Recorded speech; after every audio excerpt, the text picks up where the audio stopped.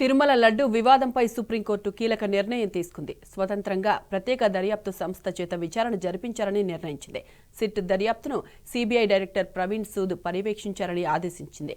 5 సభ్యుల సిట్ బృందంలో సీబీఐ నుంచి 2 అధికారులు ఉండాలని సూచించింది.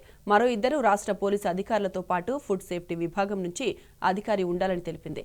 కోట్లాది మంది భక్తుల విశ్వాసాన్ని దృష్టిలో పెట్టుకుని స్వతంత్ర విచారణకు నిర్ణయం తీసుకున్నట్లు సుప్రీంకోర్టు ధర్మాసనం పేర్కొంది.